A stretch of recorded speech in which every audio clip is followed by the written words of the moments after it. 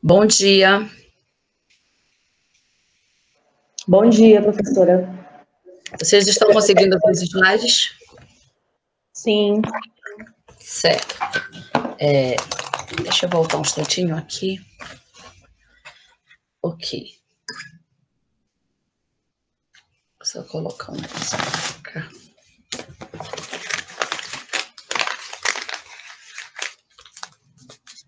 Tá. Ontem eu recebi um resultado, não sei se vai dar para eu compartilhar. Deixa eu primeiro apagar tudo isso aqui.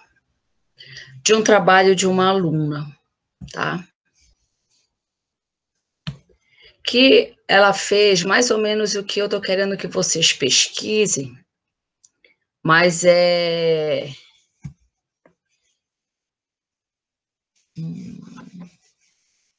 salvar.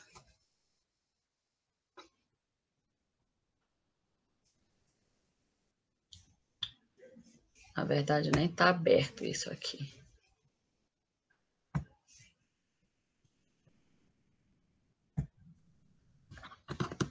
Deixa eu ver se eu acho o trabalho dela.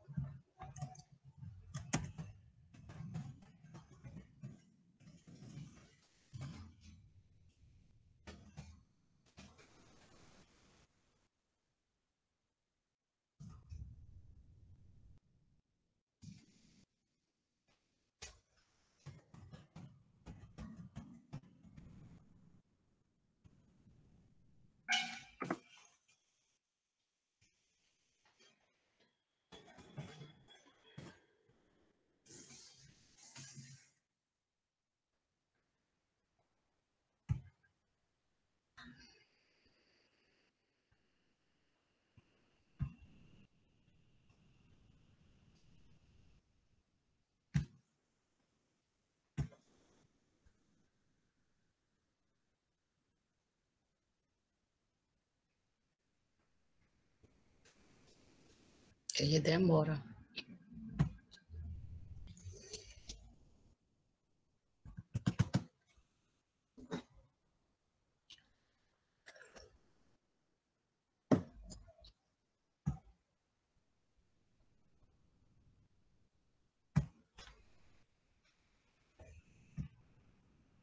Vocês estão vendo?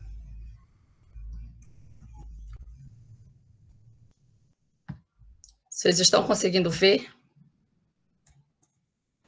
Está aparecendo, professora, uma pasta com os arquivos. O arquivo mesmo não.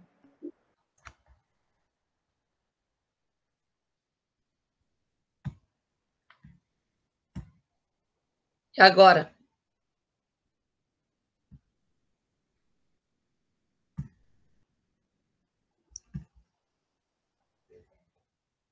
Ainda não. Parece que está carregando, mas ainda não apareceu. Está uma tela escura. Tá tudo escuro, professora. Certo, deixa eu sair de novo para a apresentação e tentar colocar.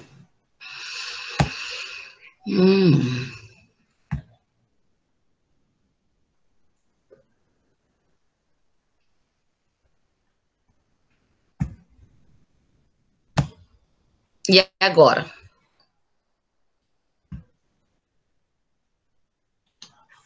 Mas será que esse negócio é tão pesado assim?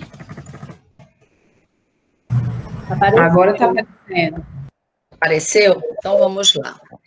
Esse trabalho dela é uma parte de um artigo que a gente está fazendo, tá? Que é do láx da anicórnia, anicórnia especiosa, certo? Então, o que foi que ela fez? A gente caminhou para fazer alguns ensaios químicos por ressonância magnética nuclear de carbono e de hidrogênio, tá? E de 2D, que é a relação de Cozy e HCQC, tá? São os 2D, são os dois últimos aulas que a gente vai ver. A gente passou pelo HPLC, certo? Sabe que é as condições dele, tudo bonitinho, para fazer uma certa falta terminar a discussão. Então, essa parte toda de preparo de amostra, isso daí não nos interessa. Aí ela pegou, fez, né, pegou o látex dela, né, uma fração solúvel do látex dela, e a gente injetou lá para a gente tentar fazer uma separação. E a gente fez, digamos, umas cromatoplacas, a gente fez uma separação das substâncias dela, do extrato dela, para comparar com algum padrão, certo? Utilizando rotina e tudo. Então, a gente pegou isso aqui, essas cromatoplacas que a gente passa no extrato, a gente verifica elas numa radiação de ultravioleta nesse comprimento de onda. Então, as câmaras de ultravioleta, para a gente ver isso aqui, em comprimento de onda, é 254 e 365 nanômetros, que nós temos o comprimento de onda curto e o longo, que a gente chama, certo?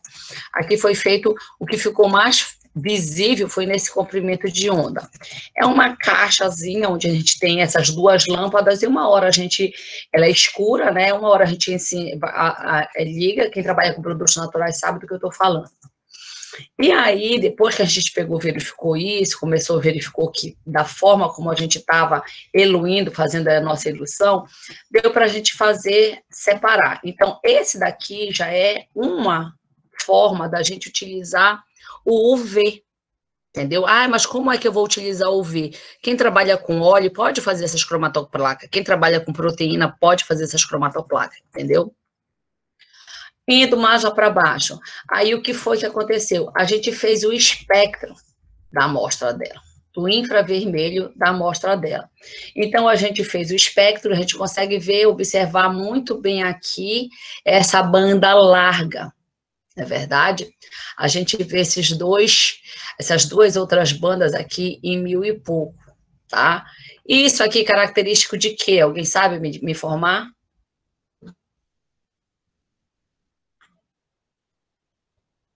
Banda larga OH. Isso, banda larga em 3000 e pouco, aqui nesse caso está em 3600, é a banda larga do estiramento da ligação OH. Perfeito, tudo certinho, OH, então já sabe. E essa daqui, mais ou menos, para próximo de 800, alguma coisa, vocês lembram? Seria NH2? Não, nós não. NH2 é próximo de 3000, em 800. Em 800, a gente vai ver aqueles estiramentos de anel aromático, lembra? Enfim, a gente viu que tem OH, certo? Aí eles foram fazer os experimentos do quê? Do ressonância magnética nuclear, que vai ser uma aula que a gente vai passar amanhã, tá? Do experimento de ressonância magnética nuclear, para eles verificarem os hidrogênios e os carbonos que nós vamos ter na nossa substância. Aqui está a tabela com os dados dos experimentos, né? Do extrato, do experimento de ressonância magnética nuclear. A gente já viu o UV, a gente já viu o infravermelho, né? Já viu o ultravioleta lá próximo, a gente já viu o infravermelho, certo? As técnicas que a gente pode utilizar. Aqui é o espectro de ressonância dela, certo? De hidrogênio, tá? E de carbono 13. Tudo bonitinho os dados. Aí a gente vai tabelar tudo isso e verificar quem é quem, certo? Dá um trabalho, tá? Aqui uma expansão, só uma expansão do espectro, tá? Aqui é um espectro de ressonância de hidrogênio de 2D, que a gente chama de COSI, certo? É só uma expansão, em que ele vai correlacionar. Aqui nós temos o espectro de hidrogênio, e aqui nós vamos ter o mesmo espectro de hidrogênio. Quem está correlacionando com quem? O que isso quer dizer? É quem está vizinho a quem, tá? Mas a gente vai ver isso lá no ressonância. Aí, o que acontece? Ela coloca aqui a expansão do espectro de carbono dela, certo? Agora, o HSQC, aqui é um espectro, a projeção do espectro dela de hidrogênio, e aqui do carbono. A gente vai ver onde cada hidrogênio desse está ligado, tá? Ele vai acoplar, a gente vai fazer uma reguinha daqui para cá, a gente vai ver com quem ele está correlacionando, ou seja, em qual carbono ele está ligado, certo? Essa é a técnica de 2D, tá? Aqui nós vamos ter as substâncias que foram identificadas. Olha o OH aqui, certo? Depois eu mostro onde é que fica a região dos açúcares, tá? Mas olha o H. Esse daqui, nós vamos ter, isso daqui é do extrato dela, certo? Isso daqui é de uma substância da literatura. Foi tirado daqui, da literatura número 18, a referência número 18, que está lá embaixo. Então, a gente vai comparar os dados delas com o da literatura, entendeu? Para a gente confirmar a estrutura depois de todos aqueles estudos que nós fizemos lá de infravermelho e ultravioleta, certo? A gente vai pegar, vai comparar e vai fazer a discussão. Pronto. Aqui mostrando ainda o espectro de ressonância já de outra substância, certo? A expansão, tudo direitinho, e a gente verifica o outro, tá? A diferença entre aquele de lá e esse daqui é que lá tem uma dupla, aqui não tem uma dupla, certo? Nós vamos verificar o OH aqui. Professora, a gente não viu lá no infravermelho a carbonila, ela pode estar fazendo pontes de hidrogênio. Então, a gente vai comparar os dados dela com os dados da literatura. Professora, não deu para ver esses outros dados aqui, porque a gente está com eles em mistura, entendeu? A gente está com eles em mistura. Mas os principais dados, que são os característicos, que seriam esses dois aqui, nós temos. E os outros vai bater com os demais, tá? Então, é mais ou menos isso aqui que eu quero que vocês façam, mas de forma teórica, tá? Ah, mas ela que fez. Não, vocês vão pegar quem foi que estudou ressonância do trabalho da substância de vocês, quem foi que estudou o infravermelho do trabalho de vocês, quem foi que estudou o ultravioleta do trabalho de vocês, e vocês vão fazer um trabalho colocando todos os trabalhos juntos, entendeu? Como, olha, digamos, ela fez tudo isso sozinha, mas vai ter um que só fez hidrogênio de uma substância que vocês vão utilizar. Ah, mas teve o outro que fez hidrogênio e carbono, então vou utilizar o hidrogênio desse e o hidrogênio desse e mais o carbono desse. Então, vou ter duas referências para fundamentar isso. Aí você vai pegar, utilizar, o outro fez massa, então vou utilizar o hidrogênio desse, o hidrogênio e o carbono desse e o massa desse. Aí, então, já vou ter 3 referências. E assim vocês vão complementando. Vocês estão me entendendo? Ou ainda está confuso? Está confuso, né? Professora, bom dia. Uma pergunta. Então, por exemplo, as pessoas que trabalham com óleo essencial, a pergunta outra vez, repito, é para infravermelho. Para infravermelho, você não consegue, para óleo essencial, você não consegue literatura, mas para compostos, alguns compostos majoritários que você tem presente, que você consigue isolados, purificados, você pode conseguir infravermelho. Então, a pergunta que eu fiz ontem foi: eu posso pegar o composto majoritário de meu óleo essencial e conseguir procurar o infravermelho dele? Pode. Okay. Pode. E também, gente, uma coisa que seria boa de vocês fazerem é que, se vocês identificarem, estou falando isso já para a tese de vocês, tá? Quando vocês vão fazer uma análise de qualquer tipo de cromatografia, tá? Em termos de cromatografia, vamos supor uma cromatografia gasosa, uma cromatografia líquida, de alta eficiência, vocês têm ali os detectores. Vocês têm, digamos, detectores de GC-MS, cromatografia gasosa, acoplado a espectrômetro de massa. Lá o detector é o massas, né? Cromatografia líquida, alguns HPLCs têm fonte de diodo, ultravioleta. Então, ali dá, e tem gente que não utiliza essas informações. Tá lá no computador, só pega o cromatograma para mostrar que separou e acha que aquilo vai identificar. Banda, tempo de retenção de um cromatograma não identifica a substância. Vocês precisam dos dados físicos e químicos, certo? Porque você dizer, o tempo de retenção da minha substância está na literatura, que são 6 minutos. Então, aqui eu coloquei o meu extrato, na tua cabeça tem, no teu extrato, a substância tem no teu extrato, deu 6 minutos. Com licença, Vitor. Deu 6 minutos. Aí o que acontece? Vou dizer, é a minha substância. Não, só vai ser sua substância se você colocar um padrão. Mesmo assim, eu não confio, porque tem zilhões de substâncias no mundo que pode parar ali em 6 minutos. Zilhões. Entendeu? Então, aí eu vou dizer mesmo assim, não, mas o fulano fez, é do óleo dele, só tem aquilo. Eu não sei, será que ele manipulou corretamente? Será que numa hora lá ele não estava tomando café e derrumou alguma coisa dentro? Ou então estava pintando os frasquinhos, a mão dele ficou suja de caneta e a tinta foi ali para dentro? Eu não sei, entendeu? Então, se só for uma suposição dizer assim, porque para mim é muito abstrato eu dizer que naquela banda é a minha substância.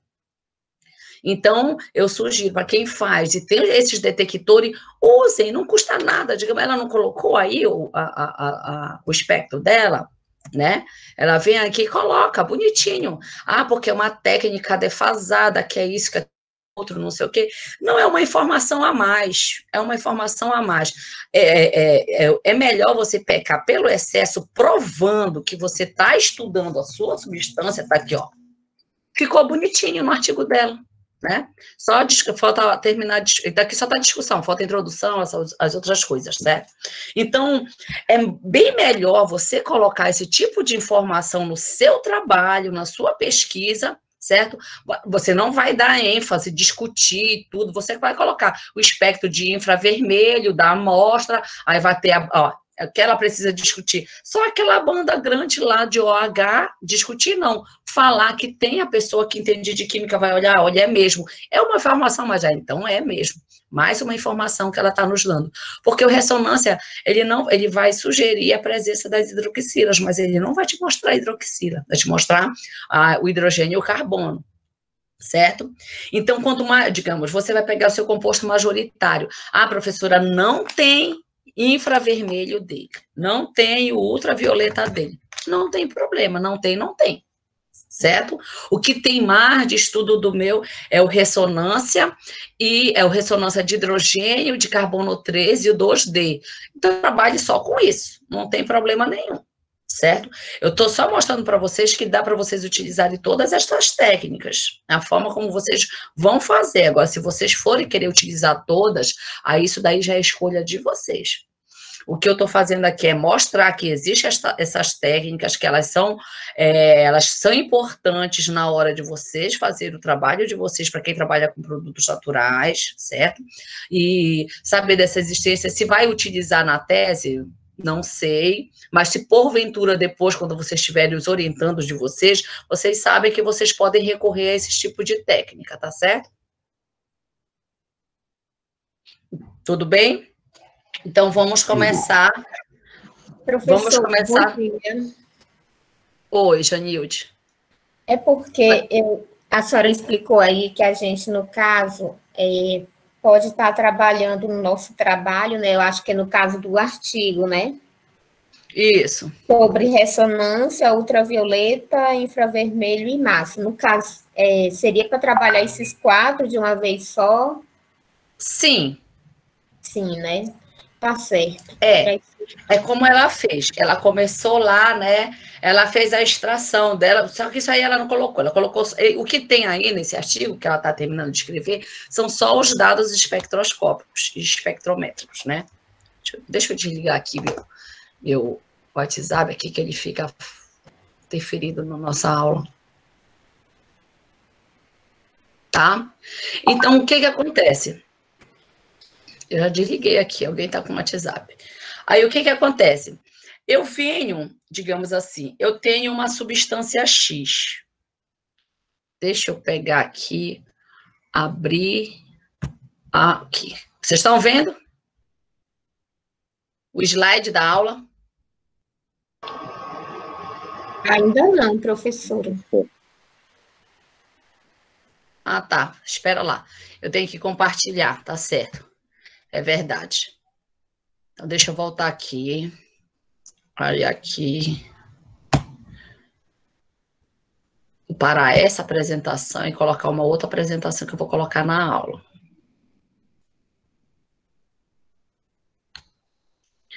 Não sei por que tá muito... Ontem o rapaz veio aqui ajeitar minha internet, trocou o aparelho, briguei com ele, coitado.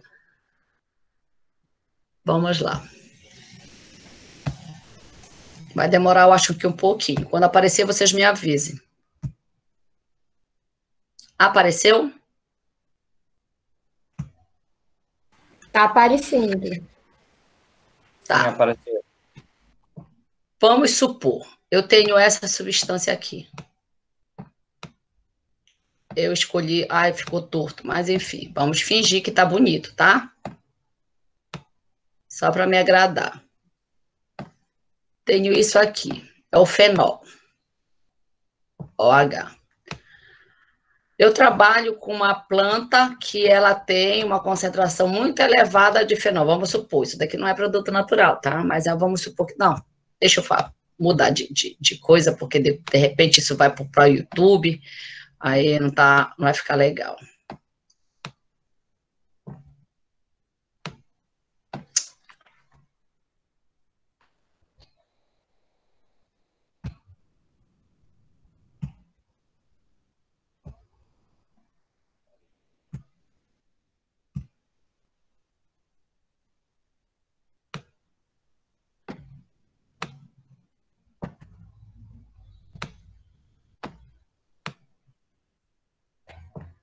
Isso aqui era para ser um oxigênio.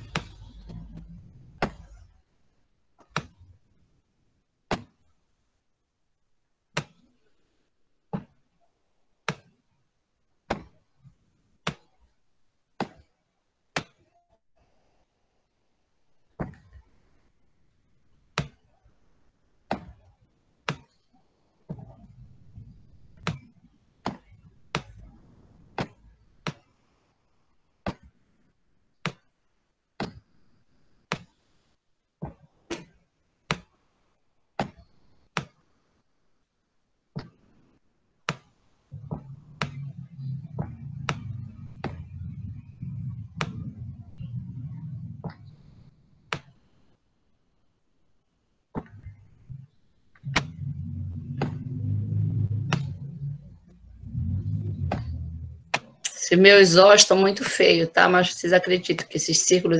Só o de dentro que é do anel aromático é da deslocalização de elétrons. Pronto. Isso aqui é um flavonoide. Tá? Deixa eu colocar uma dupla aqui, que eu gosto quando tem um açúcar.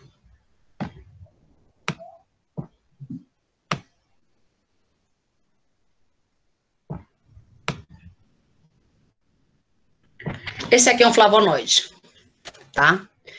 Vamos supor, eu no meu doutorado, eu estudava o barbatimão, certo? O barbatimão, tanto falso quanto verdadeiro. Eu isolei bastante dessas substâncias, desses flavonoides glicosilados, tá? Que são essa classe de substância com resíduos de açúcar. Ora estava aqui, ora estava aqui, ora estava aqui, e assim ia, certo? Bastante dessas substâncias. Aí, eu vou querer fazer o trabalho que eu estou pedindo dessa minha pesquisa lá. Vamos supor, eu sou outra pessoa, não sou mais a Sheila, eu sou a Débora.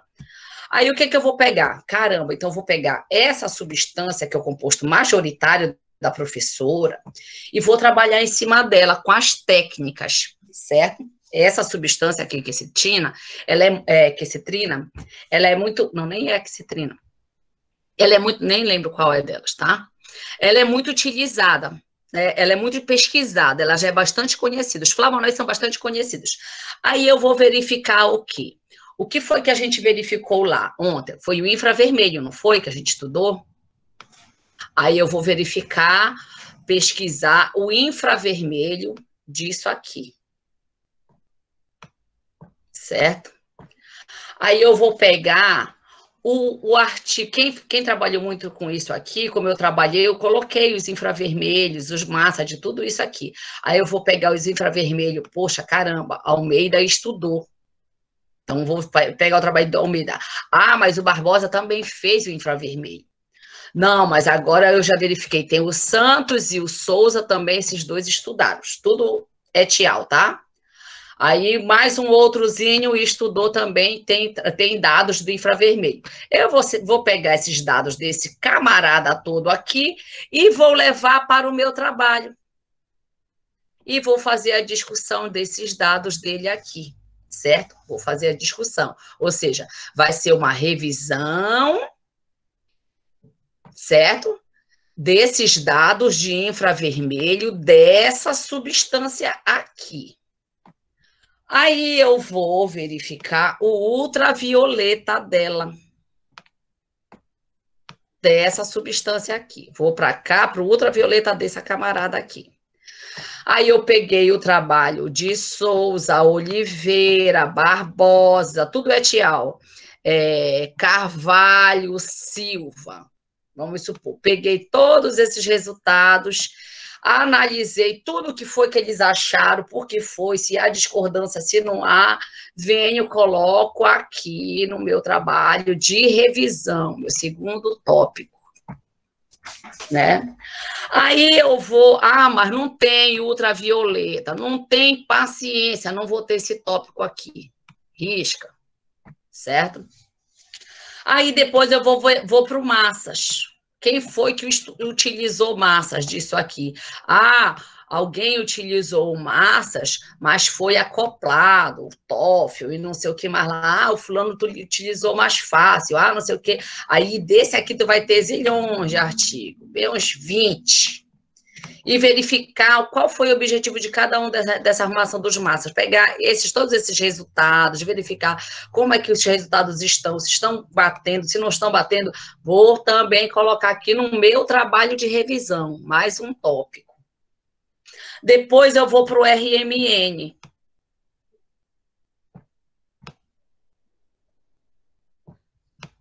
Vou lá, faço o levantamento bibliográfico do RMN, de tudo que é de importante, o que não é. Aí eu vou verificar. Almeida estudou, Santos estudou, Oliveira estudou, fez determinação estrutural disso aí, tudinho. Estudou, não sei quem mais lá estudou, não sei quem mais lá estudou. Pego, analiso tudo isso aqui, foi o quê? Carbono 13, hidrogênio, COSI, HSQC, HBBC, tudo. Vem para cá, mas esse daqui eu não estou sabendo analisar, então deixa para lá, vê se faz só o básico. Coloca aqui. Aí disso aqui você vai montar, né, o seu artigo, para não ficar de uma forma quebrada, de um trabalho de revisão de determinação estrutural desta substância aqui, que é o seu produto. Posso fazer do extrato? Pode fazer do extrato. Quem foi que pegou, fez. Agora, o meu objeto de estudo é o extrato, ou então o óleo, tá? O óleo. O fulano fez GCMS do óleo. Ele verificou que o composto majoritário, os 3 de maior proporção, é o linalol, a cânfora e não sei mais quem. O infravermelho de cada um desses, que são os majoritários, é esse. O infravermelho desse é esse, e o infravermelho desse é esse. Beleza. E o massa deles foi discutido em GCMS, eu vou pegar os 10 mil artigos que tem dele. O ressonância do óleo, ou então do extrato, vou verificar as ressonâncias, ele apresenta os picos característicos das principais substâncias majoritárias.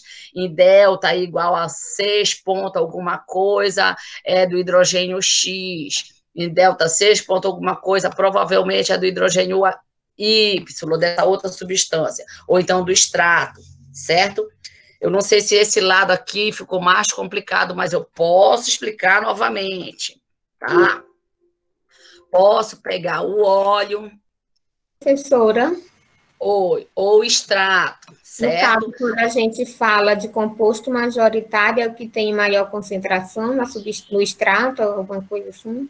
Isso, é o que vai estar em a maior quantidade, tá? No caso, pode ser mais de uma substância? Pode. Você pode ter uma substância com uma concentração a 70% e a outra com 50%. Sim. Ou, aliás, no caso, seria os 30%, né? Seria assim, tá? Os 30%. Tem nas tabelinhas de óleos essenciais, quem trabalha com óleo vai colocando as porcentagens de quanto é que ela tem, certo? Nunca que vai dar 100%. Se você colocar 100% lá, eu desconfio também em quem coloca 100% da determinação estrutural dos seus compostos. O cromatograma vem assim, né? Aí tem uns picos, umas bandas mais altas, outra mais baixas, aí outra pequenininha. Aí vai ser, a porcentagem dela é relacionado, o equipamento vai fazer a porcentagem de cada uma dessas bandas, entendeu? Só que daí, muitas das vezes, a pessoa seleciona só aqueles picos ali que é de interesse. Aí ficou um monte de coisinha para cá, pequenininha, que saiu logo no início, e que não colocou na porcentagem lá. Ou seja, isso daqui é uma porcentagem falsa. E isso daqui, que estava dentro da sua amostra, faz parte da amostra. Certo? Então, tem que ter muito cuidado para quem trabalha com óleo e trabalhar com porcentagem. Coloca lá, então, faz tudinho, de todo. Foram identificados 98% das amostras. Desse percentual identificado, dessas substâncias identificadas, aí sim seria os 100% dos 98%. Enfim, isso é outra história. E tem, por exemplo, tem percentual específico para me dizer que uma substância é majoritária? Não, ela tem que estar em maior quantidade. Vai depender de cada matriz, entendeu? Sim. Vai depender de cada matriz. Tem extrato que ela tem o quê? Porcentagens assim em termos de 5%, vamos supor. Como ela é maior, as outras tem 3, 2, então menos que ela é majoritária, que vai estar em maior concentração. Não tem que dizer um limite para ela ser uma maior concentração, entendeu? Entendi. Vai depender do seu trabalho. Isso é mais fácil a gente verificar em termos de óleos essenciais. Mas para quantificar, para você dá para quantificar, mas o trabalho é muito extenso, entendeu? Para quantificar quanto é que tem no seu extrato, quanto é que tem do seu princípio ativo, porque às vezes nem sempre o composto majoritário ele é o responsável pela ação, tá?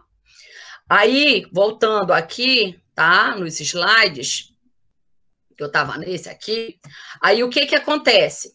Se eu tiver, digamos, o extrato, eu posso fazer o mesmo, levar o mesmo, até apaguei o negócio. Eu posso ter o mesmo raciocínio do que eu fiz lá para a substância pura, entendeu? Vou verificar todo mundo que estudou ultravioleta. Não tem, professora, ninguém nunca estudou ultravioleta do extrato, não tem nada. Ah, mas no teu extrato não tem tal substância? Tem? Então, só coloca, olha, no extrato foi identificado tal substância. No trabalho do fulano e do ciclano de tal, eles verificaram que ultravioleta do composto majoritário, então, da substância identificada, né? Da substância identificada. Aí, assim, você vai utilizando e vai colocando. Deu para entender? Sim, professora. Então, podemos utilizar só um composto? Tá? Ok, valeu. Pode utilizar só um composto, pode utilizar o seu extrato. Sabe por quê que eu digo que pode utilizar o extrato ou só o composto? Se você utilizar o extrato, você pode, a facilidade de você encontrar mais dados vai ser bem maior, né? Vai ser um pouco mais complicado, mas vai ser maior. Por quê? Porque ali no seu extrato você tem mais de uma substância. Você pode dizer, olha, quem estudou ressonância aqui identificou mais essa substância por ressonância, mas esse aqui, das substâncias que foram identificadas, esse aqui fez só o infravermelho só dessa substância, entendeu? E vocês vão verificando e montando tudo bonitinho, tá certo? E a gente vai conversando na medida das aulas, o tempo que for fluindo, para eu poder marcar a data, para vocês me entregarem o trabalho, tá? Então, certo, meus queridos, vamos lá. Vamos mais um sofrimento. A entrega do trabalho será depois das aulas, professora? Eu vou marcar para vocês uma data. Em Química Bioorgânica, deu um prazo de 45 dias. Tá? Tá certo. Eu acho que vai levar muito tempo para a gente fazer esse artigo. Vai levar sim. Porque é tudo novo. Isso. Vamos lá. Os métodos, por isso vocês têm que... A madrugada é uma criança, tá? Vamos lá, madrugada é uma criança, dá para fazer muita coisa de madrugada, as crianças estão tudo dormindo, o marido não está perturbando. Vamos lá, métodos de continuando na aula, né? Aqui eu vou mostrando a região espectrais, tá? Para vocês. Eu quero mostrar aqui que nós vamos ter a região do visível, né? E na região do visível, passando a faixa do violeta, nós vamos ter o ultravioleta, e para cá, para baixo do vermelho, nós vamos ter o infravermelho. A gente estudou ontem o infravermelho, tá certo? Hoje nós vamos ver o ultravioleta e visível, certo? Aqui, que eu deveria ter mostrado isso para vocês ontem, mas já estava nesse slide aqui, mas eu vou mostrar. Aqui é o espectro eletromagnético, certo? Com as frequências deles aqui, com os comprimentos de ondas todinhos aqui. Vamos lá. Os comprimentos de onda aqui e as frequências aqui em cima. Ele cobre uma faixa enorme de energia, essa faixa aqui todinha, tá? A interação do analito com a radiação eletromagnética pode resultar em várias alterações, como spin, que é rotação, orientação, na configuração, na distribuição eletrônica, na configuração nuclear, que seria os raios gama. Então, a gente tem aqui a região do visível, que muita gente utiliza, essa daqui é a produção prática, para a fonte de energia mesmo para a gente, luz, né? Onde a gente vê colorido, tá? Eu sou daltônica, eu não enxergo cor como vocês enxergam. Eu não enxergo preto e branco, mas eu não enxergo assim como vocês enxergam. Vamos lá. Então, essa região do visível é uma faixa bem pequena do espectro, vocês podem ver? Então, nós vamos ter a região do infravermelho, tá? Bem aqui, do infravermelho, certo? E do ultravioleta, certo? Então, essas regiões aqui é que a gente vai estudar. Então, qual é o tipo de reações das fontes que ocorrem para que eu chegue a esses produtos? Aqui na visível, nós vamos ter as transições eletrônicas mais externas, aqui na camada mais externa do átomo, certo? Essas são as transições que vai sair de uma camada para outra, mas são as transições mais externas. Aqui nós também vamos ter transições das mais externas, mais um pouquinho mais no meio, que são a radiação de ultravioleta, certo? Que nós vamos ter as lâmpadas solares, tá? Aqui nós vamos ter, na região do raio-x, as transições profundas, que as transições já mais próximo do núcleo, por isso é dado os raios-x, que nós vamos ter aqueles tubos de raio-x para fazer algumas iluminações e vários outros equipamentos médicos hospitalares, certo? Nós vamos ter os raios gamas, que a fonte física vai ser a desintegração nuclear, vai ser aqui no núcleo. Essa que vai ser a fonte física.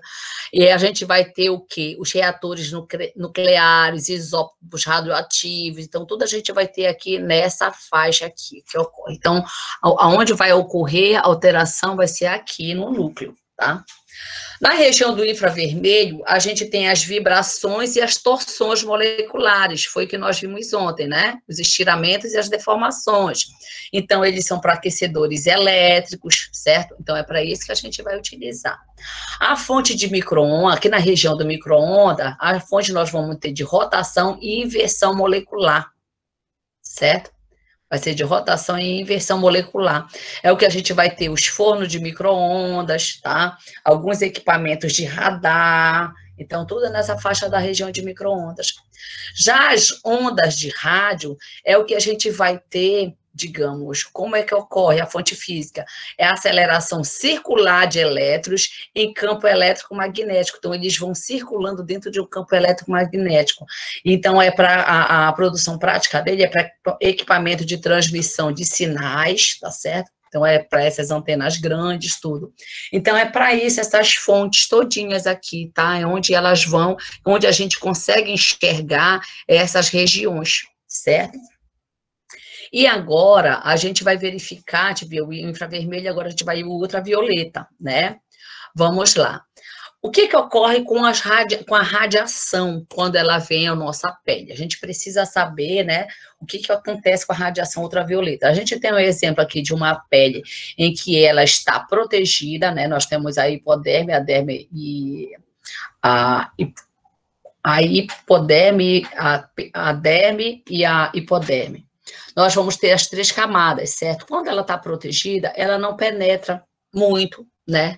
Não vai haver muita penetração na nossa pele, se ela estiver protegida. Aqui ele dá um cortezinho para a gente ver que a gente vai ter irradiação, que ela vai sofrer reflexão, nós vamos ter radiação que vai haver absorção, e nós vamos ter aquela que vai ter deflexão, certo? Essas aqui, elas podem provocar alterações nas nossas células, alterações lá em nível de DNA, podendo provocar câncer, tá? Tem gente que vai fazer trabalho no laboratório utilizando as luzes ultravioleta, lá 254, 365, lá da câmara escura de UV, e mete a mão e liga a lâmpada. Aos pouquinhos está absorvendo isso aqui, certo? Tá absorvendo a radiação. Então, a penetração dos raios ultravioletas na epiderme, na derme, na hipoderme, elas vão variar do comprimento da radiação, certo? O UVA, ela consegue penetrar mais, tá? A radiação UVA. Mas o infravermelho, ele vai até a hipoderme. Ele consegue penetrar bem mais, certo? Vamos lá. Como é que ocorre esse processo de absorção, tá? Que da radiação ultravioleta que a gente vai estudar. Está desenhado aqui uma cubetazinha, que é o que geralmente a gente faz nos espectrofotômetros, né? Que são esses experimentos que a gente utiliza ultravioleta.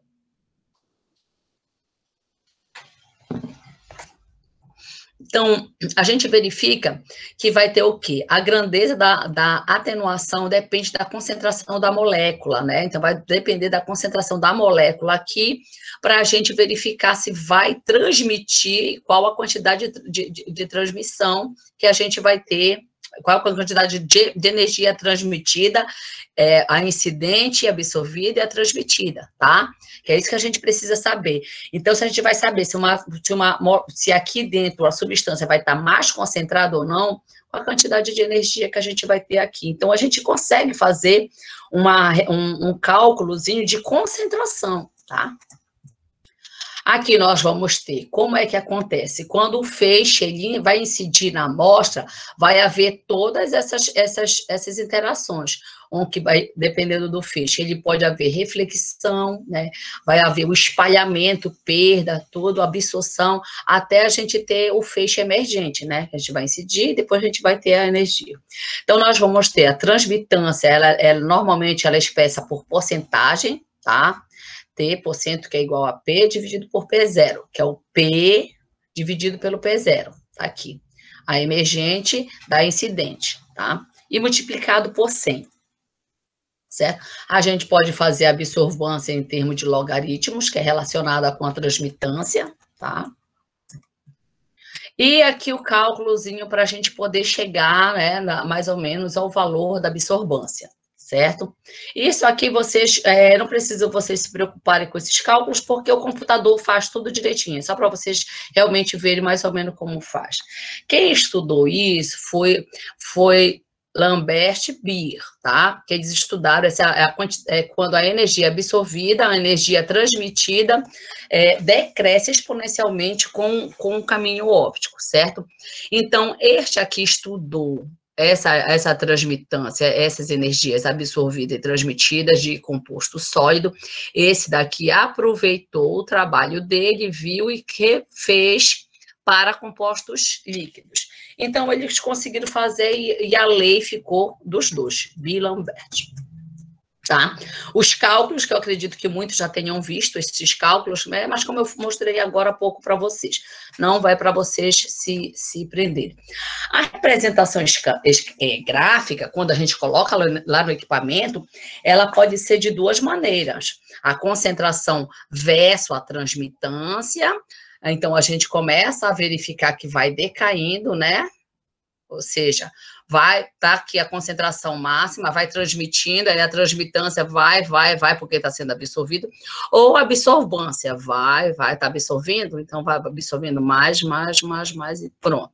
Versa, a absorvância versus a concentração, certo? O que eu estou querendo mostrar com isso aí? Quando a gente tem um produto, né? Quando a gente tem um produto, a gente vai querer analisar ele em termos de concentração, e é um experimento simples, tá? Um experimento simples. A gente muitas das vezes faz uma reação de oxidação, né? A gente faz uma reação para verificar vários tipos de... A gente tem vários tipos de reagente oxidante e dá para a gente fazer no extrato. Mas a gente tem que verificar a concentração e saber realmente do que... qual é a finalidade que a gente quer para aquele nosso produto, tá certo? Deixa eu continuar aqui. Tá. Vou mostrar nesse aqui. É esse. Tá, como eu tinha mostrado para vocês estão conseguindo ver? Aqui ele mostra na reação de absorvância, tá? O espectro de absorvância. Então, o desvio da lei Lambert-B. Há um desviozinho, desvio químico, tá? Que é o deslocamento do equilíbrio. Quando uma amostra se dissocia, associa ou reage com um solvente para formar um produto que tem aspecto de absorção diferente da amostra. Ou seja, você precisa conhecer a sua amostra antes de colocar para fazer o experimento, né? Você precisa saber se a sua amostra não vai reagir com o solvente, se ela vai continuar a ser estável, certo? Então, ou ela pode se dissociar, ou então ela pode reagir com alguma coisa que esteja lá, né? Reagir com alguma coisa que esteja lá no solvente e vai formar uma outra substância que não é a sua. Aí você vai receber os outros dados e você vai dizer, meu Deus do céu, o que aconteceu? Não é minha amostra? Eu fiz alguma coisa errada? Não, você simplesmente houve uma reação da sua amostra com seu solvente, tá? Dissociação de complexos, excesso ou insuficiência de reagente complexante. Se você for fazer uma amostra, ela foi em termo de complexo, no caso, quem faz síntese, né? Ah, não, vou verificar. Eu fiz a síntese, eu vou verificar lá a absorvância, né? Se está igual como está da literatura, né? Vou verificar se está igual da literatura. Aí você coloca a sua amostra lá, aí o seu complexo se dissociou, ou seja, aquela reação que você fez se desfez. Então, vai dar errado. Ai, será que eu não formei a minha substância? Será que não... Mas eu fiz tudo certinho, vai para a bancada, faz de novo, vem para cá, coloca no solvente, e aí o complexo vai dissociar de novo. Pronto, vai passar o resto do ano fazendo isso e não sabe por que deu errado. Não deu errado, simplesmente a forma como você foi analisar que foi errada. Então, você acabou prejudicando, não prejudicando o seu trabalho, você começou a atrasar o seu trabalho por uma simples falta de atenção, certo? Desvios instrumentais. Nós temos os químicos instrumentais. Em soluções muito concentradas, as moléculas do soluto influenciam umas às outras devido às suas proximidades, pois quando ficam muito perto uma das outras, a absortividade pode mudar um pouco. Ou seja, se elas forem a solução for muito concentrada, na hora de transmitir a energia que ela absorveu, ela vai transmitir e pode haver algum desvios lá próximo das outras moléculas, porque são moléculas próximas, tá? A absorção da região da luz depende da estrutura eletrônica da molécula, ou seja, tem molécula que não vai absorver, certo? Então, vai depender, tem moléculas que ela não consegue absorver, então tem que verificar as características químicas da sua molécula. Na região do ultravioleta, produz modificação de energia eletrônica da molécula em consequência das transições eletrônicas e de valência, certo? Essas transições fazem com que os elétrons excitados passem de um orbital molecular ocupado para o primeiro orbital de energia superior, como eu mostrei lá. Ele vai sair de um orbital aqui, ele pula para um outro orbital, ele salta. Na volta é que ele vai emitir a energia, tá? Só que daí a energia que ele absorveu aqui não vai ser transmitida lá, certo? Então, eu tenho a minha amostra, cadê? Eu tenho a minha amostra aqui dentro da cubeta, eu vou incidir a energia aqui, aí a minha substância aqui dentro absorveu uma quantidade X de energia. Aí ela vai transmitir essa quantidade de energia aqui, menos a que foi absorvida aqui. Então, aqui ele vai dar um valor X, né? Vai dar um valor X que vai ser inferior a isso aqui. Aqui é um espectrofotômetro, gente. Um instrumento que registra os dados da absorvância em função do comprimento de onda, tá? É um equipamento simples, ele não é caro, se eu não me engano, ele está entre uns 6 mil a 10 mil reais, certo? E as características 15 mil, professor. Um mais moderno está em torno de 15 mil. 15 mil? É porque eu estava querendo ver para comprar um outro, e o orçamento que me mandaram foi um de 10 mil. É um BioPlus. Oi? O equipamento BioPlus, o nome dele. Fotômetro. Ah, é? BioPlus. Ah, é bacana. Então, eu vou colocar esse no meu orçamento. Obrigada. Nós temos o espectro de absorção, que ele vai ser característico. Alguns deles, crianças, muitas das vezes a gente tem um equipamento desse dentro do laboratório, a gente não verifica, aprende ele de forma assim, bem técnica, que eu digo assim, sem fundamento do que ele pode te apresentar, o que ele pode te fornecer, que lá atrás tem entrada para computador, olha, o nosso é antigo, tem entrada para computador, tá? Você coloca lá a sua amostra, entrada para o computador, ele pode te fornecer esse gráfico, claro, você vai colocar tudo bonitinho lá, daqui é uma tela de computador, tá? Vocês acreditam que é, tá? E ele vai lhe dar o gráfico para vocês lá, certo? Aí ele dá o gráfico ou da transmitância, ou da absorvância, tudo bonitinho, certo? E vai colocar tudo lá para vocês. Além do que tem uns também que já esses cálculos, tudo que passou aí, ele vai dar todos os valores da transmitância, absorvância, tudo que vocês precisam, certo? E aquilo lá já vem tudo bonitinho, com as informações, tudo bacaninha para vocês pegarem e já fazer. Tem gente que tem no laboratório e não sabe que atrás dele tem entrada para colocar um monitor, certo? Um monitor, tudo bonitinho, para vocês colocar um computador, né, no caso. Vocês colocarem um computador para vocês fazerem e ter esses gráficos. Mas isso aí eu vou colocar na minha tese. Não, você coloca, faz um trabalho de iniciação científica, pega 5, 8 espécies de uma família, sei lá, da família Fabácea, coloca lá e verifica, vai uma sequência de concentrações, aí faz umas reações de oxidação e verifica lá cada uma desses valores lá. Aí você vai verificar que a espécie X tem aquele, segundo a literatura, tem aquela substância, a outra aquela substância, então esse tem uma concentração maior uma porcentagem maior de atividade antioxidante, assim vai. Um aluno meu de graduação fez de 3 espécies, está terminando de escrever o artigo. Está muito bonitinho o trabalho dele, só com esse equipamento. Certo? Só com esse equipamento. Porque técnica ruim. Não, tá aí. Ele vai publicar, o aluno de graduação vai publicar, vai colocar no TCC dele, fez 3 espécies, nem precisou fazer o estudo químico aprofundado. Fez um screen fitoquímico qualquer, colocou lá, provavelmente é a classe de flavonoides, nós vamos ter os compostos fenólicos. Diga, meu príncipe. Pode falar. Aqui compramos um equipamento da Perkin-Elmer, não no valor 300 mil. Só que já quebrou a fonte, não? E para consertar é difícil neste momento. Poxa vida, esse que é o problema, né? Quando quebra a fonte. A gente tá com um bem velhinho. Por isso que eu tô querendo comprar um outro agora, né? Eu estava pedindo para eles fazerem orçamento. Então, a gente está com um bem velhinho. Eu vou ver se a gente consegue comprar um outro, porque o trabalho do meu... deixa eu até... Ele mandou, porque eu fechei o artigozinho dele, ele mandou ontem à noite para mim, eu estava lendo.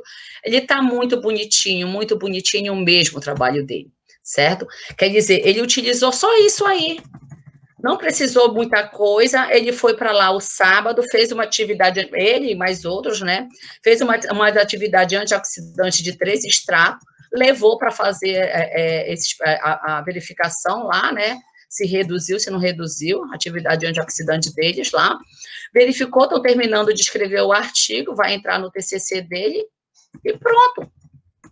Certo? Ah, porque não é uma técnica... Não, a gente não tem muita técnica sofisticada, né? Mas a gente pode utilizar o que a gente tem no laboratório. Basta a gente ter, porque tem gente que tem e não sabe nem para que serve. Não sabe nem para que serve o trabalho, o equipamento que tem, certo? Ponto de fusão, algumas outras coisas lá, uma mufla, bora verificar teor de cinza em várias outras coisas. Então, a gente tem que realmente ir fazendo de acordo com as condições. Vou só mostrar aqui, professor Anselmo, para o senhor ver como ficou bonitinho o trabalho dele, tá? Para vocês verem, né? Para vocês terem noção como isso, tanto quantitativa como qualitativa, certo? Dá para fazer, dá para... Eu vou mostrar agora a parte de quantificação. Vocês conseguem ver o trabalho dele?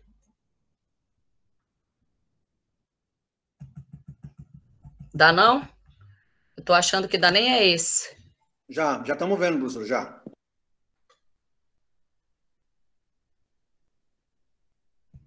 Acho que é esse aqui, tá melhor. Também ainda não é esse. Tá aqui. É o do Ramon.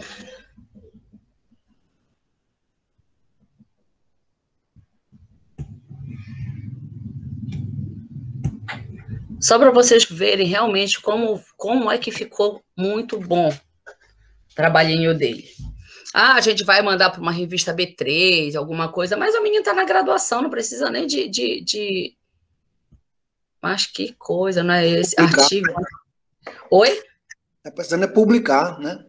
Pois é, o importante para ele da graduação é publicar, que depois, quando ele tiver, se for um periódico indexado, tá aqui, ó. A atividade antioxidante dele, né? Aí ele pega, começa...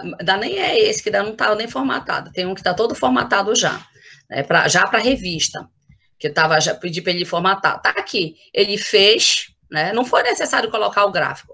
Ele fez aqui, né? Dizendo do que era. Ele fez da atividade antioxidante do radical DPPH, né? Aí verificou, explica como é a metodologia, colocou aqui a absorbância da amostra do controle, o que a gente vai fazer os cálculos, né, da porcentagem de sequência de radicais livres, tudo lá. Aí, fósforo, molibdênio. Então, ele fez de 3 coisas, de três, faltou do ácido ascórbico, que não está incluso nesse, certo? Eu não estou achando o que está formatado, mas ficou muito bonitinho o trabalho dele, entendeu? Então, quer dizer, achar que a gente tem um equipamento desse e não pode utilizar dentro do laboratório, eu acho um desperdício, certo? Um desperdício. Continuando, deixa eu projetar agora aqui, voltar para a aula. Eu estava nesse, vou voltar para esse. Pronto. Aí aqui, gente, ele mostra mais ou menos como é que ocorre o esquema dos principais componentes, né? O que acontece? A fonte de luz, ela vem, a fonte de luz, a fonte de luz composta, que a gente chama, né?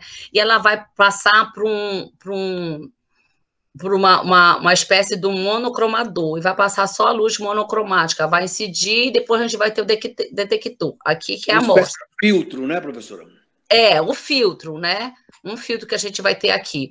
E aqui vai passar a luz do comprimento de onda que a gente colocar lá. Aqui tem os comprimentos de onda, tudinho da luz visível, né?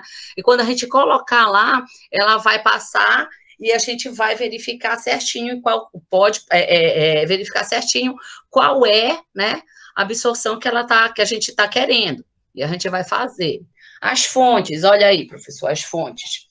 As fontes mais comuns baseiam-se na incandescência, mas devem atuar em temperaturas elevadas para ter uma cobertura apreciável no ultravioleta.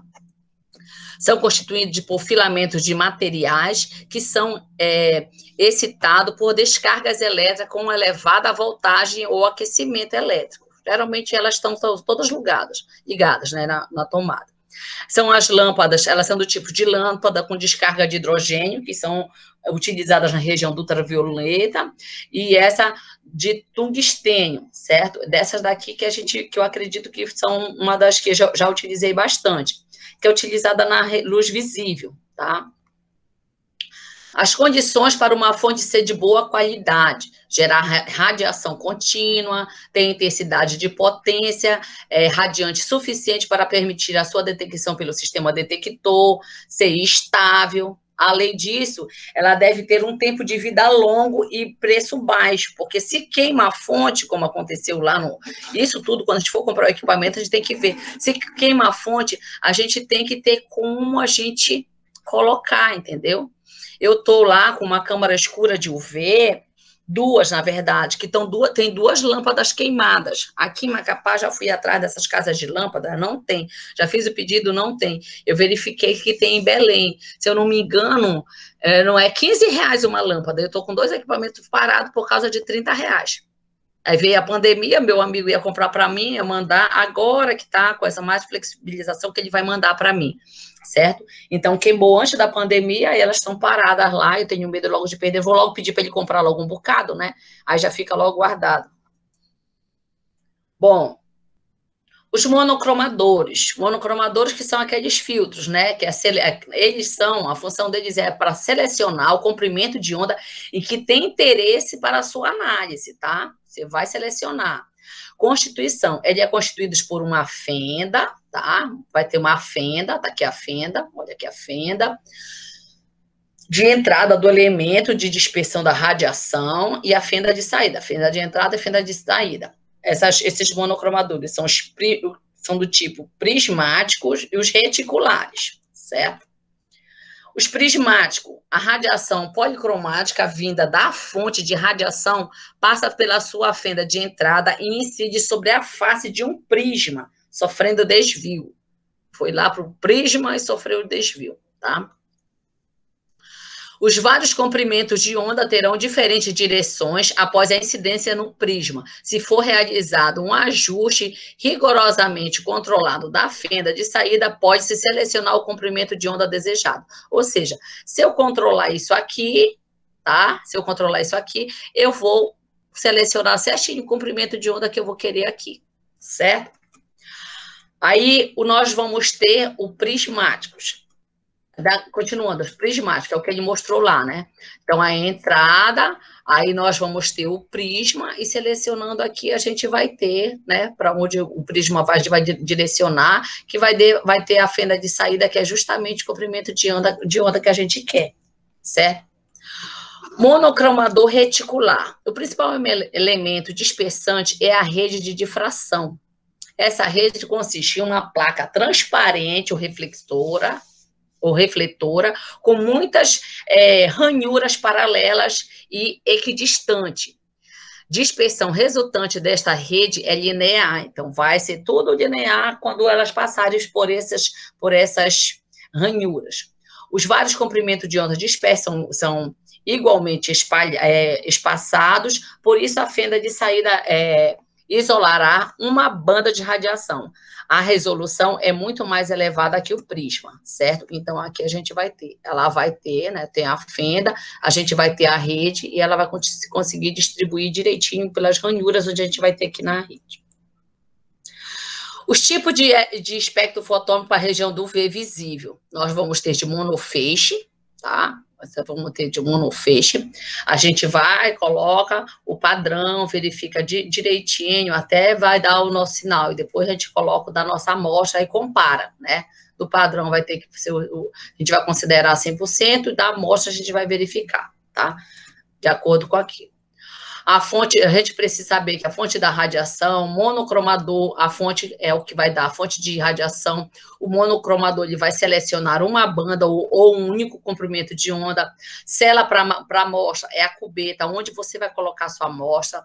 Região visível, material transparente com vidro ou plástico, tá? A gente tem que utilizar geralmente vidro ou plástico. Para a região do ultravioleta, as cubetas, elas não podem ser de vidro, porque ela absorve radiação dessa região, sendo utilizadas cubetas de quartzo. A gente tem lá no nosso laboratório as de quartzo, a de vidro, a gente procura utilizar sempre a de quartzo, tá? Para não ter problema. Os detectores, fotocélulas, que detectam a quantidade da radiação transmitida após a passagem da amostra, porém o resultado pode ser convertido em quantidade de radiação absorvida pela amostra. Aí nós vamos também, outra parte lá do nosso espectro fotômetro, é o amplificador, amplificação da resposta, tá? Que é foto da radiação, ele passa pelo amplificador e é registrado com um maior número de elétrons.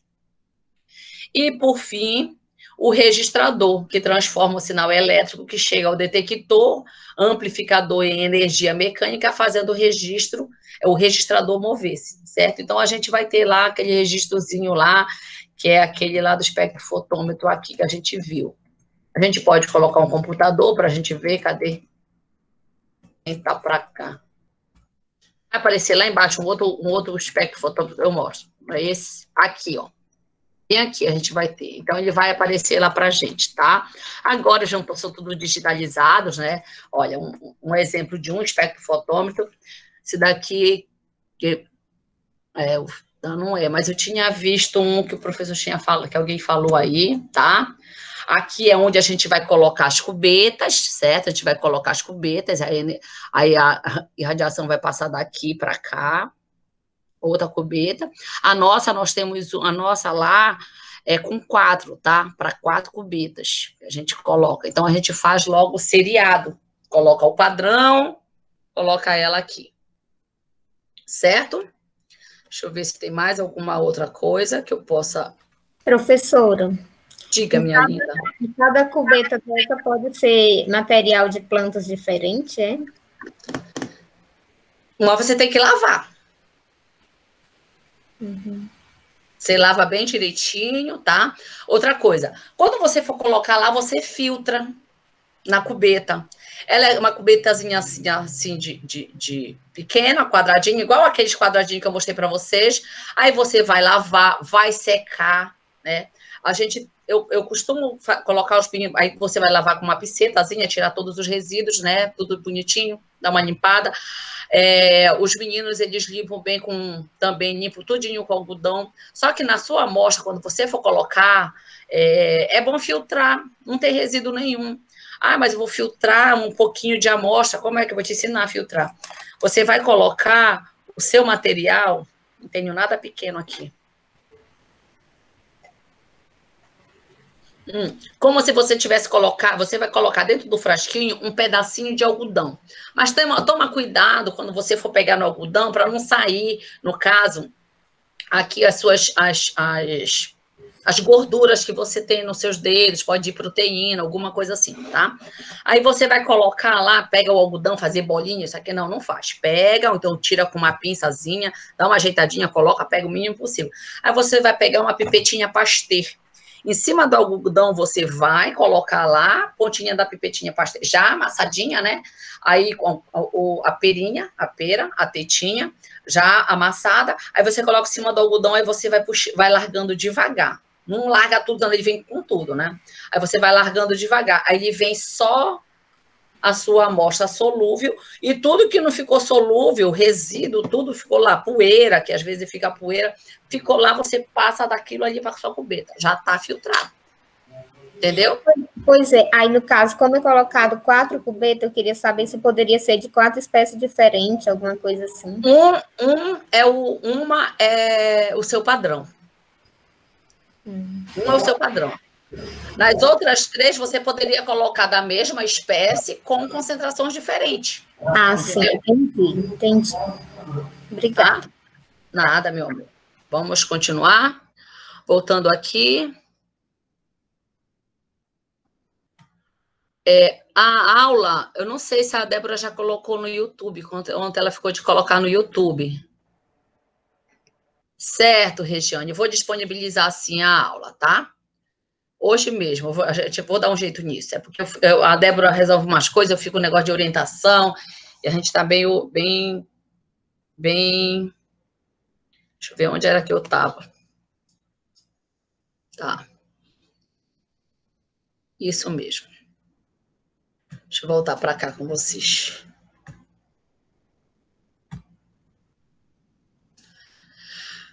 Um monte de coisa aqui aberta. Vamos lá.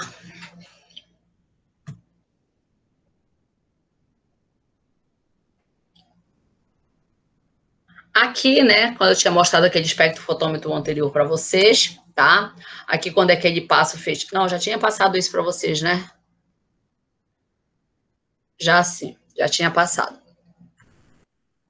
Deixa eu ver aqui. O que mais?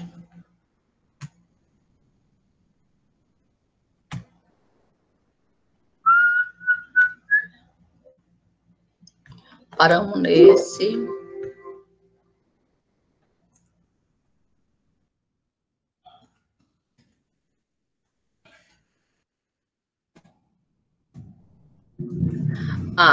Aqui nós temos outros...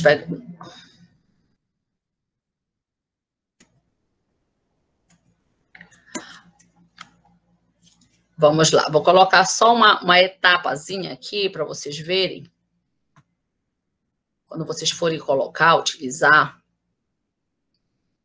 Acho que é esse aqui. Vamos lá, compartilhar. Ok. Agora eu dou craque em compartilhar o negócio da aula. Estão enxergando? Sim, professora. Tá. Sim. Coloca-se solvente no caminho óptico e mede-se a intensidade da energia radiante que incide o detector.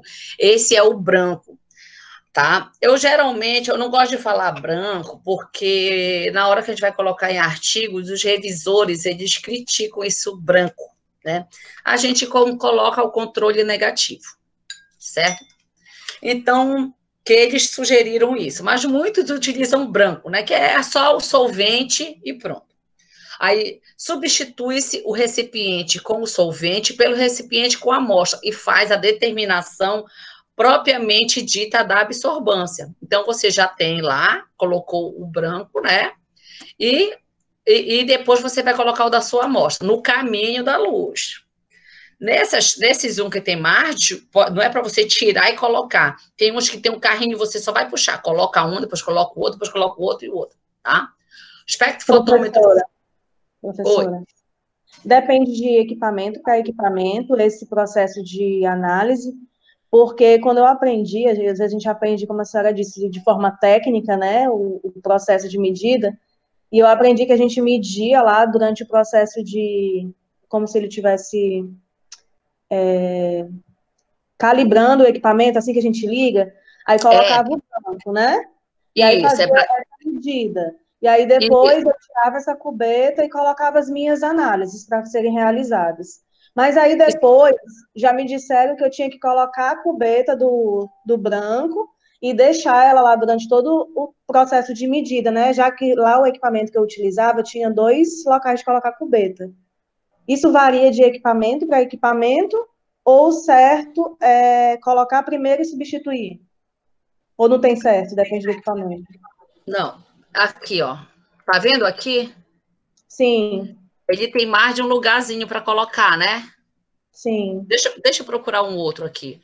Vamos supor, no nosso, ele tem um carrinho aqui, certo?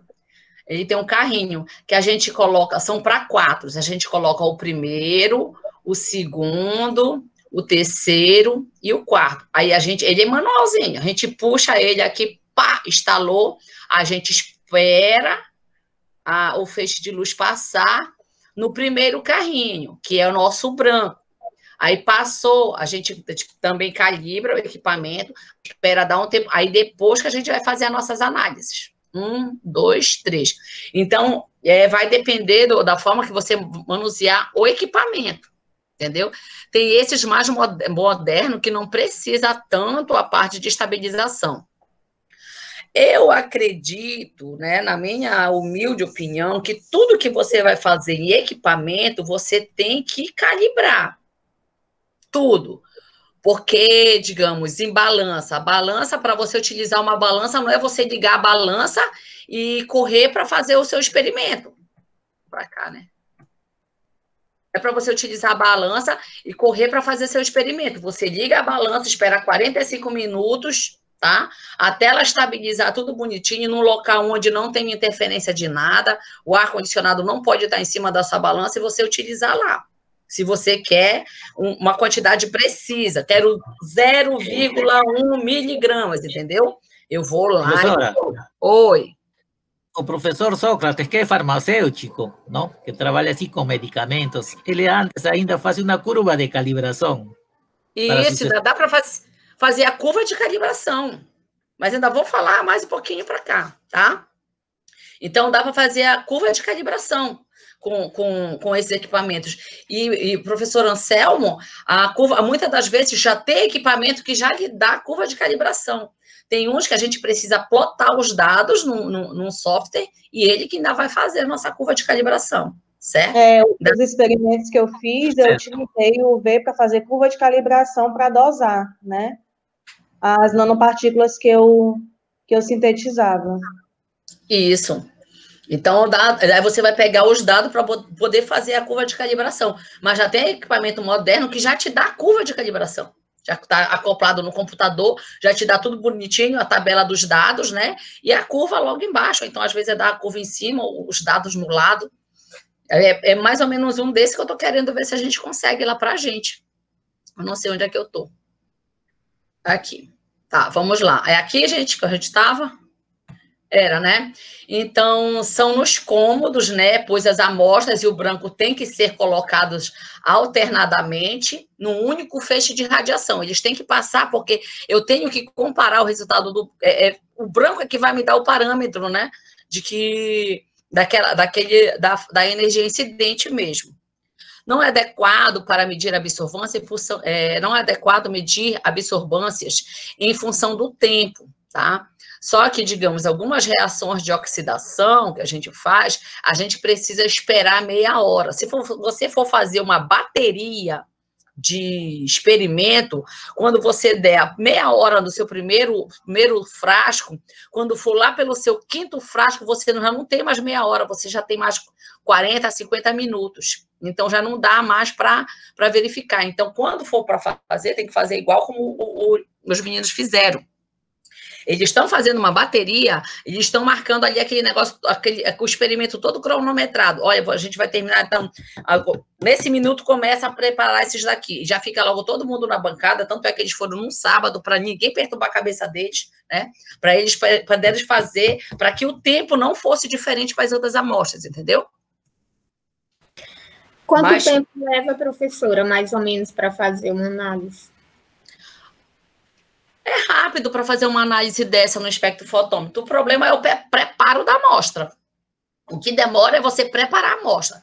Verificar o solvente, verificar se a sua substância não vai reagir, verificar tudo direito, fazer a filtração normal. Então, você precisa preparar as soluções, se você vai utilizar alguma solução, deixar tudo preparado de um dia para o outro, né? Ou então chegar cedo para preparar para fazer de tarde. Vai depender da metodologia e para que você vai utilizar, entendeu? Então, vai dependendo do que você vai querer. Digamos, a gente utiliza muito lá no laboratório para atividade antioxidante, para verificar a concentração de substâncias, tá? É para isso mais que a gente utiliza lá no laboratório, para verificar, a gente pode utilizar algum padrão para a gente verificar se tem alguma correlação, quantificação, a gente faz alguma reação de quantificação, certo? Daqui é um dos espectrofotômetros de monofeixe, tá? Esse daqui é já um bem mais antigo. O de já expliquei esse de você. Daqui, olha, como é que acontece? O monocromador vai primeiro passar pelo padrão e depois que ele vai passar pela amostra, né? Esse daqui é de duplo feixe, tá? Ele vai passar pelo padrão, depois ele vai passar e passa também pela amostra e a partir daí vai dar os nossos resultados. Esse do monofeixe, Cadê o... É esse aqui. Primeiro coloca o padrão, depois coloca a amostra. Certo? Aí nós vamos ter... Esse daqui é um dos mais modernos, de duplo feixe, que vai incidir tanto na amostra quanto no meu branco. Entendeu? Bom, gente, sobre aqui, olha aqui, ele com os dois lugarzinhos para as cubetas, estão vendo? Aqui e aqui. Nesse quadradinho aqui é que vai entrar, a gente está olhando de cima para baixo, que vai entrar a nossa cubeta. O nosso tem 4, mas ele é monofeixe, e ele tem um carrinho. A gente tem não sei como é o nome que fala aqui, que a gente puxa, ele está primeiro aqui, a gente puxa ele para justamente onde vai passar o feixe de energia, né? Aí depois a gente já fez a leitura, a gente vai, puxa, pá, aí vem o segundo lá de trás e para no mesmo lugar onde estava o primeiro. E assim a gente vai fazendo a leitura, certo? Bom, os procedimentos do analito em espectro, fotometria visível... Mas no caso... Só uma perguntinha, como eu lhe perguntei, nessas cubetas pode ser colocado substância de uma mesma planta, como também de outras, no caso, se eu quiser? Pode. Ah, sim. Mas para você tirar uma de outra, você tem que lavar. Certo. Tá? Para não deixar resíduo de uma na análise da outra, entendeu? Para não ter interferência. Mas são 4, né, no caso. Aí era isso lá no nosso laboratório são 4, mas a gente utiliza mais de uma concentração de uma mesma espécie, então não dá para fazer as 4 assim, entendeu? Ah, entendi. Então, o certo é usar a mesma planta, no caso, com concentrações diferenciadas de uma só vez, né? Isso, dependendo para que você quer. A gente faz lá para atividade antioxidante, com várias concentrações, tá? Certo, eu entendi. É porque eu pensei que pudesse fazer também de uma mesma vez, colocando de espécies diferentes. Você pode fazer da mesma espécie diferente, todas elas em uma única só concentração, e verificar o que você quer. Você está querendo o quê? Verificar se ela absorve na região dos flavonoides, que é o comprimento de onda de 400 a 600, entendeu? Ou você quer que ela absorva, verificar se ela absorve na região dos alcaloides, aí você vai lá numa tabelinha, verifica qual é a região que ela absorve, entendeu? Certo. Dá para fazer isso, tá? Então, análise, os procedimentos para as análises, nós vamos ter análise qualitativa, que depende de quanto de luz que a amostra absorve, vai determinar qual é a espécie, pois o espectro é característico daquela determinada espécie química, certo? Então, a gente vai verificar isso, então dá para fazer análise qualitativa. E as quantitativas, que dependendo da absorvância, irá determinar a concentração da amostra. As condições especiais para qualquer determinação quantitativa é observada na lei de Beer-Lambert, tá? Mais o controle do pH, as técnicas de extração do solvente, o ajuste de estado de oxidação e entre outras também. Então, para a gente fazer análise quantitativa, a gente precisa ter um controle maior dessas variáveis, tá certo? Um controle maior dessas variáveis. Depois que você faz o seu primeiro teste, aí eu aconselho vocês fazerem como eu faço lá no laboratório com os meus alunos. No laboratório, eu tenho cerca de 30 alunos que eu oriento, graduação, mestrado e doutorado. Eu sozinha não dou conta. Então, eu tenho aqueles que me ajudam, e eles são extremamente empenhados, né? O que acontece? Fulano, eu estou sem técnico agora, fulano vai fazer o controle do que tem, o que não tem, aí verificar o que foi usado esse mês para dar baixa dos reagentes, vai lá, vai utilizar, professora, quebrou esse negócio aqui e tudo, então vai lá, vai dar baixa, cada um fica responsável. A Débora me ajuda nisso e naquilo outro, a Rosane me ajuda, então cada um vai fazendo uma atividade, né? Grupos, todos eles bem ativos, graças a Deus. E aí, o que acontece? Quando a gente faz o experimento, a primeira vez que a gente faz um experimento desse, digamos, uma análise quantitativa, não vai fazer só um, vai fazer mais de um. Um material é só de um? Sim. Bora fazer uma vez com esse material. Ah, mas eu tenho pouco. Como eu dou aula de gnosia, eu tenho extratos lá, né? Então, pego um extrato da geladeira. Professora, a gente pode utilizar qual extrato? Eu vou lá, seleciono um extrato, que eu quero que faça algum estudo, eles vão lá, utilizam. Aí eles fazem, professora, deu certo, então façam no de vocês. A cada um faz, geralmente é 3, 4 para fazer, né? Cada um faz no seu, todos os 4 juntos, e o que eles fazem? Eles montam um protocolo. Eles montam um protocolo das atividades, vamos supor, atividade antioxidante, eles vão lá, desenho, tudo bonitinho, coloco o que é para colocar, já deixa a tabela pronta, tudo bonitinho, e aí já fica o protocolo. O que acontece? Nesse protocolo, eles já tem que colocar a observação, que precisa ter o controle do pH, que precisa especificar a técnica de extração, qual foi o solvente utilizado, precisa verificar se precisa fazer ajuste de estado de oxidação ou não. Então, as coisas mais, certo? Colocar lá qual é o solvente que não pode utilizar, então já tem na observação. Quando o outro coleguinha for fazer com ele, a gente dá o protocolo, vá para casa, estude, tudo bonitinho, e aí você vem aqui fazer. Aí vai lá, daqueles 4 que fizeram, já acompanha o outro a fazer. Um daqueles 4. E vai lá, faz, fez certinho. Então, além dos 4, agora nós já temos mais 5.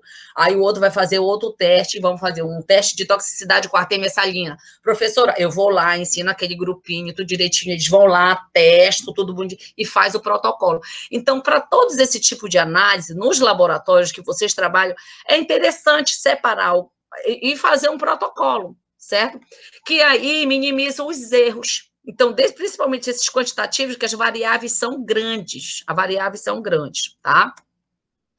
Aí, a gente vê agora aqui um espectro, né, que é de proteínas, a gente verifica que são proteínas diferentes, como eles apresentam, eles aparecem o espectro, ele aparece no computador, tá? Tudo bonitinho, certo? E são influenciados pelo local, eles vai depender também a quantidade de alfa-hélice que a gente vai ter, então ele vai apresentar mais ou menos assim os espectros. Esses espectros, eu não costumo utilizar nos trabalhos, mas para os alunos de graduação, para colocar no TCC, ele fica muito bonitinho, porque ele, olha, tem um gráfico, uma figura, e eu digo para eles que eles precisam saber interpretar isso aí, para quando na hora o professor for lá perguntar, ele sabe explicar tudo bonitinho. Se você não souber explicar o que você está fazendo, então é melhor nem fazer, certo? Então, daqui de proteína, mas a gente não trabalha com proteína, né? Aqui já vai ser um espectro de alguns ácidos nucleicos, né? A gente consegue verificar a diferença, porque aqui no primeiro ele está mostrando, deixa eu ver se eu consigo ver, esse aqui vai ser a adenina, este outro aqui vai ser a citosina, esse outro aqui vai ser a timina, tá? Então, a gente verifica que o espectro de um para o outro aparece diferente, certo? A fluorescência disso daqui eu já falei para vocês, né? Que é da emissão de luz, tá? Nós temos alguns métodos, alguns espectrofotômetros automatizados também, que minimiza ainda mais o erro, né? Que aí vai minimizar o erro do operador, certo? Os motivos para o desenvolvimento dos processos, preencher as necessidades dos laboratórios em análises clínicas, cirurgias, aumento do número de espécies químicas a serem determinadas dentro de sangue, além da necessidade de diminuir o custo. Isso daqui é mais para a área médica. Para a nossa área, a gente faz para atividade química, para atividade, essa de automação, né? Para a nossa área, lá o que a gente utiliza, realmente é para fazer coisas de concentração, daqui é para diminuição da geração de resíduos, redução de custo, que utiliza os automáticos, certo? Enfim, sobre este assunto era isso que eu tinha para falar para vocês, tá? Tem muitas outras coisas que, se vocês forem procurar para ver, e na internet, eles dão muito, assim, em termos de cálculo, muitas informações, assim, mais realmente aprofundada para a área de química, muitas leis, fórmulas, coisas que a gente não vai utilizar no dia a dia. o que a gente precisa utilizar? A gente precisa saber ter o fundamento teórico para a gente entender o que a gente está fazendo na prática. É simplesmente isso, certo? Então, como para a gente montar uma rotina de laboratório utilizando espectrofotômetro, ou então a radiação, que já é o espectrofotômetro que a gente vai utilizar, né? Que é para a gente ter a noção, mais ou menos, das informações que o UV visível a gente pode utilizar. Professora, você vai passar alguma tabela? Vai passar alguma tabela para identificação das substâncias? Não, meu amor. Não vou passar tabela. Como assim? Me explique. Só tem que limpar. Você pode colocar qualquer coisa líquida, porém, quando às vezes tem que limpar com solvente. Mas é bom evitar solvente. Utilizar bastante água destilada, que é bom, tá? Diga. É porque, assim, ontem você mostrou algumas tabelas, né? Mostrando como é que a gente identifica algumas substâncias. Tá. Era isso que eu queria saber, se vai ser passado para a gente, alguma tabela. Não, lá naquele, eu coloquei o livro do Silverstein lá no grupo, não foi? Lá na região onde tem UV visível, você vai ver algumas substâncias, o comprimento de onda que algumas substâncias absorvem. Entendeu? Sim. Vocês vão ver lá tem tabelas onde vocês vão ver, absorveu nesse comprimento de onda, essa substância absorve nesse comprimento de onda, tipo assim, os alcaloides, alguma coisa dos alcaloides estão lá, vocês vão ter alguma, não vai dizer alcaloide, vai falar alguns grupos funcionais que vão absorver ali, certo? E como você vai estar trabalhando com a sua substância, você vai olhar lá que vai ter grupo funcional nela. Então, você vai supor que ali naquela região vai absorver, entendeu? Entendi, obrigada. Professora, no UV visível também, assim como no infravermelho, pode ocorrer sobreposição de bandas? Pode. Pode, né? Pode.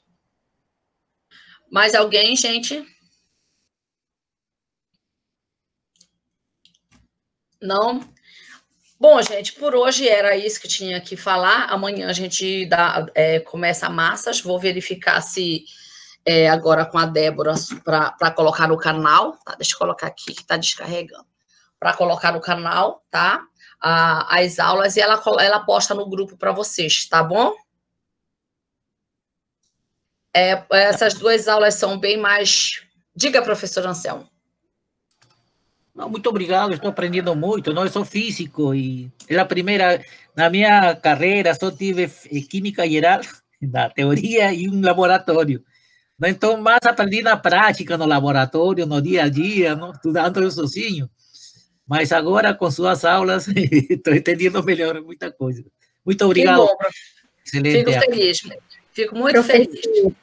Em relação a mim, estou aprendendo muito.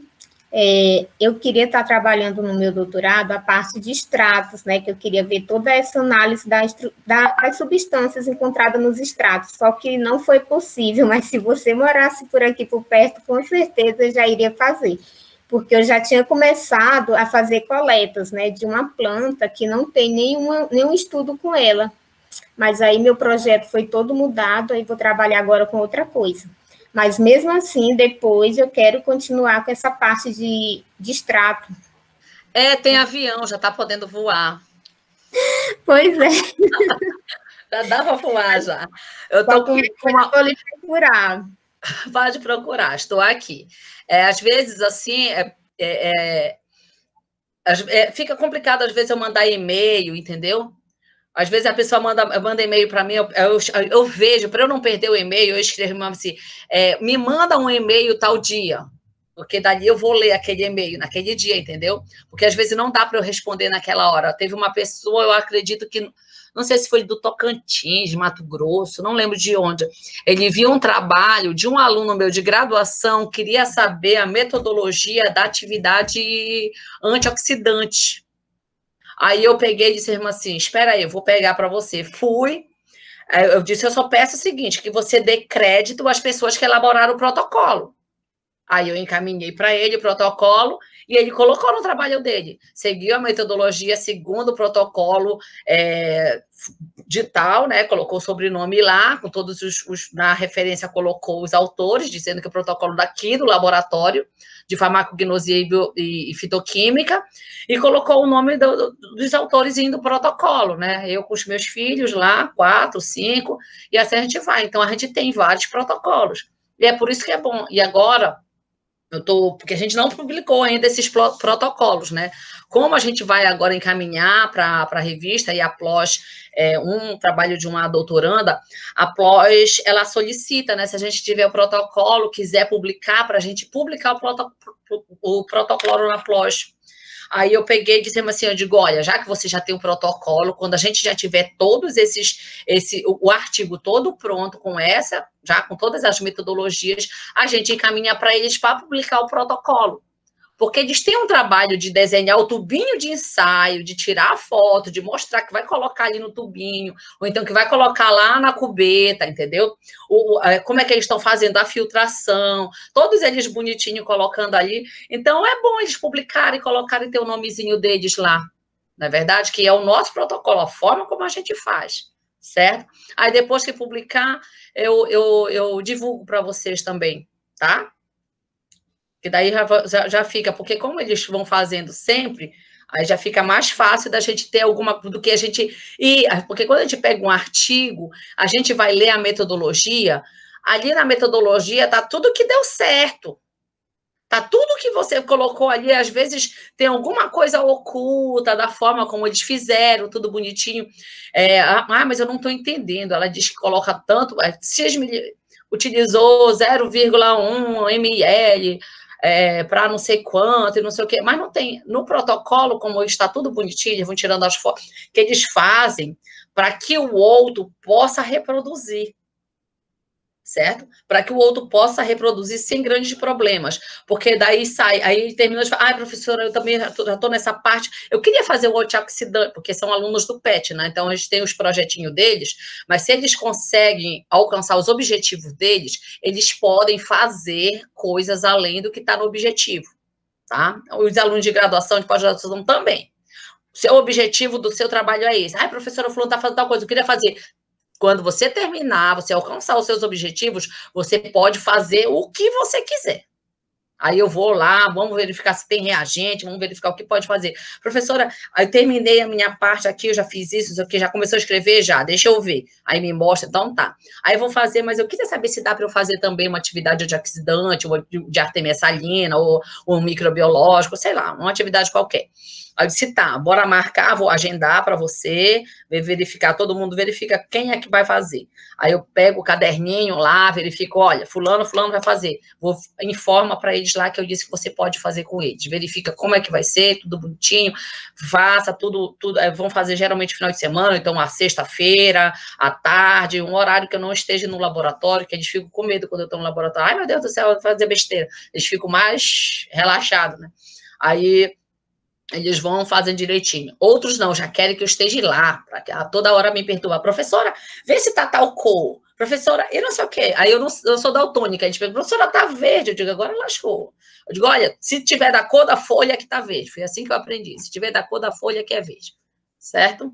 Então, enfim, a gente monta esses protocolos, uma sugestão que eu dou para vocês estão no laboratório, conversar, dizer, não, bora nos reunir, já que todo mundo faz essa atividade aqui, vamos montar um protocolozinho direitinho, porque, não, mas não é assim que faz, não é assim, olha, porque fulano fez diferente, entendeu? Para padronizar, todo mundo fazer igual.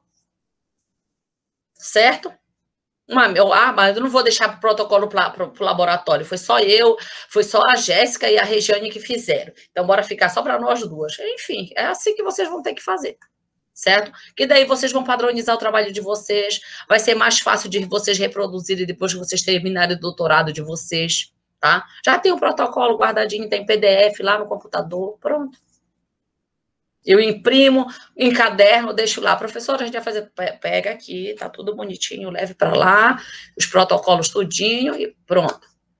Tá ok?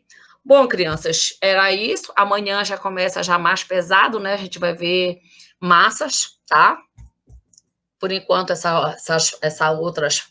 2 aulas é mais que vocês podem utilizar tabela, uma coisinha um pouco mais simples, a gente não é muito utilizado, né? Tem muitos pesquisadores que evitam, acho que são técnicas ultrapassadas, mas, como eu mostrei para vocês, meus meninos, só com uma técnica dessa de UV visível, eles vão publicar um artigozinho deles, tá? Um bom dia para todos, um beijão e até amanhã. Beijo, tchau. Tchau, obrigado. Obrigado. Até mais. Até mais. Até mais. Tchau, professora.